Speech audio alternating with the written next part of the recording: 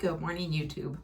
So, this is my YouTube only intro before I start the podcast. And I just wanted to say I just got this sweater, which I'm sure a lot of people will think is really hideous, but I really love it. So, I'm excited to be wearing it for you today. All right, we're going to get started today. So, today I want to talk to you about control.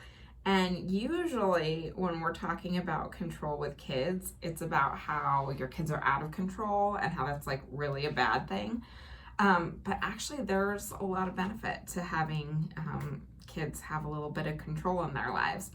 And a lot of this is related to growth mindset. And so if you follow growth mindset, what I'm about to tell you is basically a summary of what growth mindset is, just in case there are some listeners who perhaps don't know what it is. But stick with me even if you follow growth mindset, because what follows will definitely be new info for you. So growth mindset is basically the idea that if we work hard, we are able to develop our skills and we can succeed. It's basically the opposite of I suck at math. Instead, you say, I'm not good at math yet, but if I try hard, I can develop the skills and I can do it. So instead of giving up easily, we're more apt to try hard and persevere through all kinds of hard things. People with growth mindsets tend to say things like, I can learn anything I want to, or when I'm frustrated, I keep trying, or when I fall, I learn.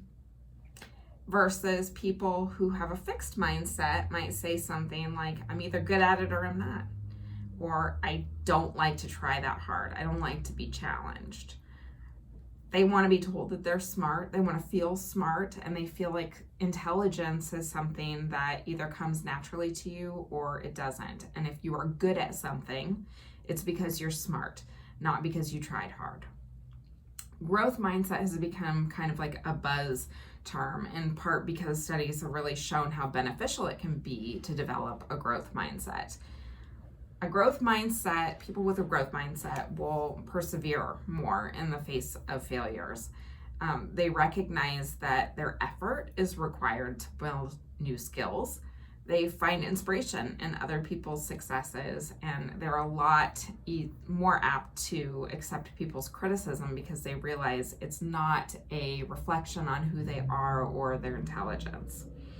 On the other hand, a fixed mindset, which is the opposite of a growth mindset, it's limiting. It makes you feel like you don't have any control over whether you're good at something or not. You're giving up easily. You don't think there's a point in working hard or trying hard at something if you're not naturally good at it right away. And people with a fixed mindset are also often threatened by other people's success. Like, you may have seen the meme online that says, success isn't pie, there's enough for everyone. Well, people with a fixed mindset look at it more like, there's only enough success for a few people, and if I'm not good at it right away, I'm not one of those few people. So that's kind of a bummer, right? So what I want to talk to you about today is how a sense of control is really related to having a growth mindset, and how giving our kids some control really helps them to succeed in life and make it easier for them to overcome difficult things. When our kids are babies, we do a lot for them. We do everything for them, right? Including making all of their decisions. But as time goes on, they're able to do more and more things for themselves. And sometimes as parents, that can be hard for us to recognize as it's happening. Like, I remember when my daughter was 5 and I was still showering her, and my boyfriend came into the picture and he was like, why don't you let her take a shower by herself? And I was like, oh my God, she's so smart. I didn't even think she could do it. So, as time goes on, it's hard for us to remember that our kids are developing into human beings who can actually do stuff. Before we go any further with this, I want to I want you to think about the people who you know in your life who are victims of their circumstances. And when I say that, I mean we all have people in our lives who give up easily, who play the victim, who always ask, why me? Why does this keep happening to me? Versus the people who face hard things with determination to make things better. So those are the people who don't give up no matter how hard life gets, because life gets hard, right? Life gets hard for every single one of us. So when you think about the people who don't give up, who aren't playing the victim, those are people who believe that they're in control of their own lives. In science terms, this is called the locus of control.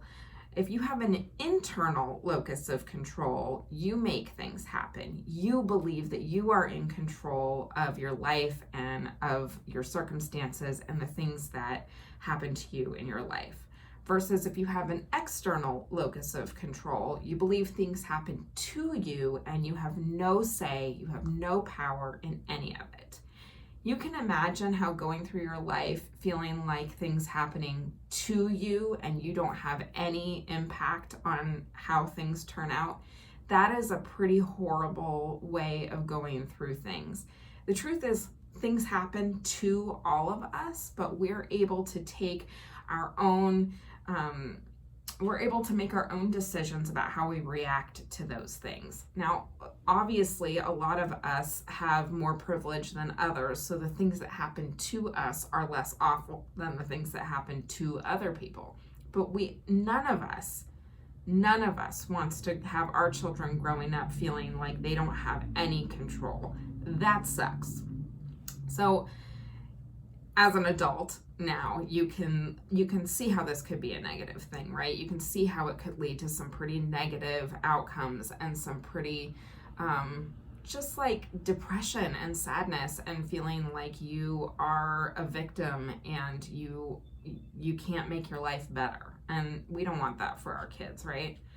So I really believe life is hard, right? I mean, I don't know that there's anybody who would say that life is easy. But, we're here to help our kids while their children deal with hard stuff. So that when they grow up and the inevitable hard stuff happens to them, they're able to handle it on their own. We're all confident they can handle it on our own. We believe our kids can handle it, and they believe they can handle it. And the reason that they believe that is because they've had practice while you were there to hold their hand.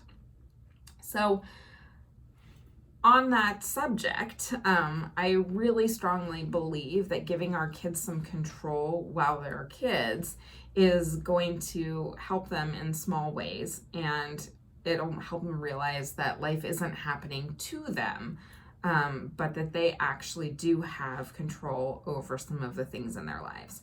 So by giving them control in small ways, you can let them decide which chores they're going to do. So you don't get to choose that, you have to do chores. None of us get to choose that. It's dirty if you don't do them, right? But they get to choose which ones they do. They can either set the table or they can clear the dishes, for example. You can let them decide the order of their routine. So we can't go to school with no clothes on, right? But you can decide whether you get dressed before or after breakfast. My daughter, when given this choice, decided that she was actually going to get dressed the night before and sleep in her clothes.